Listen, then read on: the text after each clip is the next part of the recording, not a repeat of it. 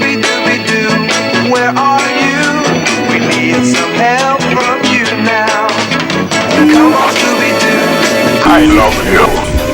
You know we got a mystery to solve. I love you. It was over. We can count on you. I love you.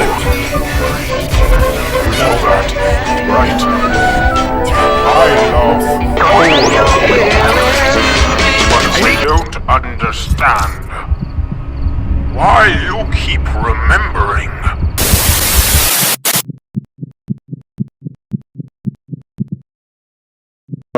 Why can Scooby talk?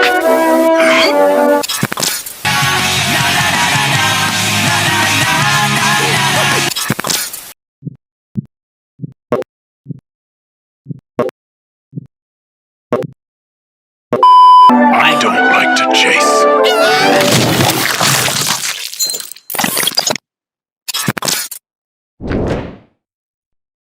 You grew up watching Scooby-Doo, a goofy dog who eats too much and solves mysteries with his friends. But let me ask you something you probably never stop to question. Why does Scooby-Doo talk? I am the Knight. I am Batman. Batman. Velma? Is it just a cartoon gag, or is there something much darker hidden beneath decades of episodes? Some fans believe Scooby's speech is nothing more than Shaggy's drug-fueled hallucination. Others claim he's the product of secret government experiments, or even the descendant of ancient alien gods who once ruled Earth. And then there's the truly unsettling theory that Scooby-Doo isn't just a dog at all, but a clue to a much bigger secret the show has been hiding since 1969. Today, we're opening the case file on the strangest mystery of all, the terrifying truth about Scooby-Doo's voice. Looking for snacks. I mean help. Yeah. Let's start with the simplest theory, the one that doesn't require aliens, curses, or secret labs. What if Scooby-Doo doesn't really talk at all? Think about it. Shaggy is the only character who constantly engages with Scooby's words. Sure, the rest of the gang reacts, but it's always vague. Ooh, macadamia nuts.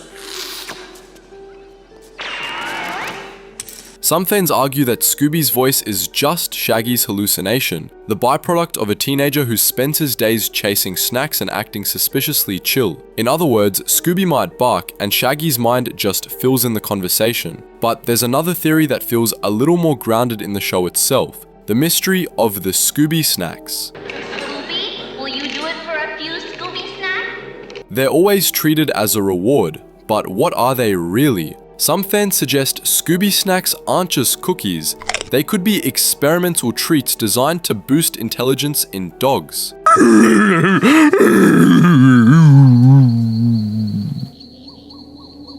That was a close one.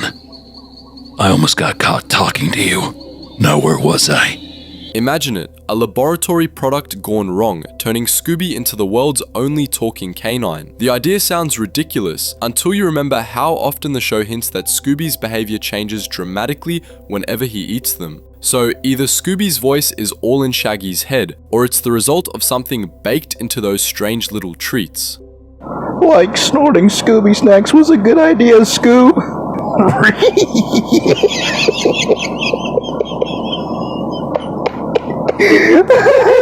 But history itself might hold the darkest clue about why Scooby can talk. For thousands of years, dogs have been more than pets. In ancient Egypt, Anubis, the jackal-headed god, was said to guard the passage between life and death. In Norse mythology, Garma was the hound chained at the gates of the underworld, howling before the end of days. Across cultures, dogs have always been more than animals. They were guardians, messengers, and sometimes voices from the other side. Now think about Scooby-Doo. He doesn't just talk, he stumbles into danger, he senses what the others can't, and he survives things that should have destroyed him long ago. That doesn't look like comedy anymore. It looks like destiny. The unsettling theory is this. Scooby isn't a dog at all. He's an entity trapped in the body of a dog, a spirit bound to guide humans through mysteries, cursed to return again and again.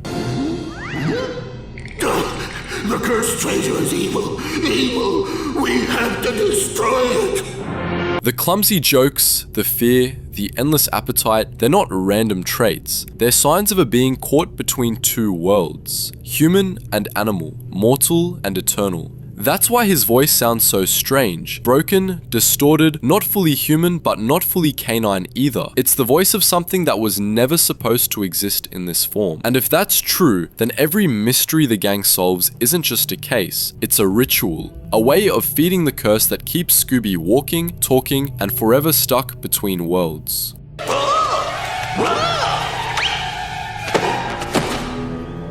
I told you it wasn't a mask! It must be animatronic. But here's where things get even stranger, because Scooby's voice might not be a joke at all. It might be officially explained inside the Scooby-Doo universe, and the truth is terrifying. In the 2010 series Scooby-Doo Mystery Incorporated, one episode reveals that Scooby's ability to speak isn't natural. It comes from the Anunnaki, ancient extraterrestrial beings described in Mesopotamian myths. These entities, said to be gods who shaped mankind, are reimagined in Scooby-Doo as otherworldly forces manipulating Earth. And Scooby, he was chosen by them, a vessel, a messenger.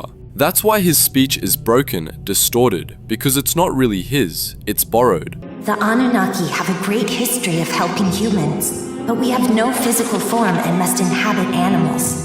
This is why some animals, our descendants, can talk and others cannot. But this isn't the only official hint. In the Scooby-Doo Project, 1999, a parody styled like the Blair Witch Project, the gang finds themselves hunted in a dark forest. Scooby's voice in that short film feels wrong, almost too real, as if the comedy mask had slipped. Some claim that project wasn't parody at all, but a glimpse of the darker truth hidden underneath the franchise.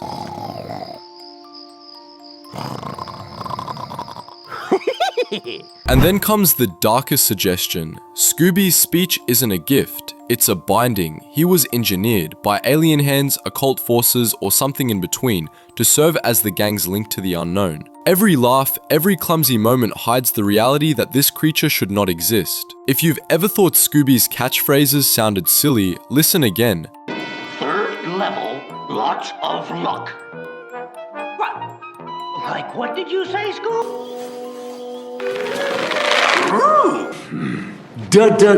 Dick. Well, let walk home. They don't sound like words, they sound like something trying and failing to imitate human speech. Not a cartoon dog, a mouthpiece for something else entirely. Now step back for a moment. Forget the jokes, the costumes, the silly disguises.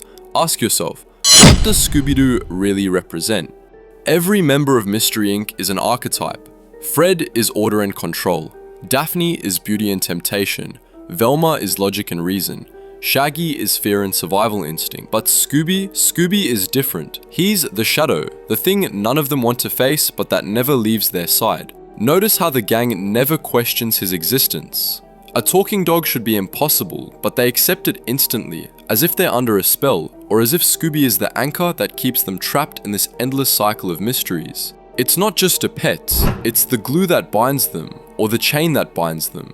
From a symbolic lens, Scooby is death disguised as comedy. He stumbles through haunted houses, graveyards, and cursed ruins, always afraid, always hungry. Just like Shaggy, but hunger and fear are survival instincts, the most primal reminders of our mortality. Scooby embodies them.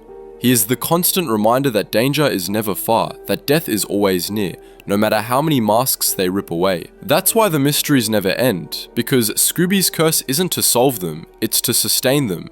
He is the eternal question, the chaos that ensures Mystery Inc. can never escape. A demon doesn't need to roar or show fangs. Sometimes it just laughs with a broken voice, begging for snacks while keeping you trapped in its game forever.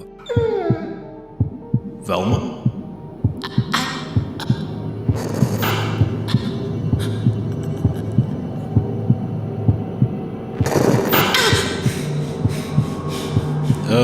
Is something wrong? Yeah, you don't look too good. I need some air! So maybe Scooby isn't just a cartoon dog. Maybe he's a symbol, a vessel, or even a curse. A reminder that some mysteries were never meant to be solved. Every laugh, every silly chase, every rut row hides something much darker underneath. And the question you have to ask yourself is this: if a cartoon aimed at children carries symbols this heavy, what else are we missing in the stories we consume every day? If you want me to keep digging into the hidden truths behind the shows you thought you knew, then stay here, because the deeper we look, the more terrifying the answers become. Subscribe before the mask slips again, and tell me, do you think Scooby is just a dog, or is he something else entirely?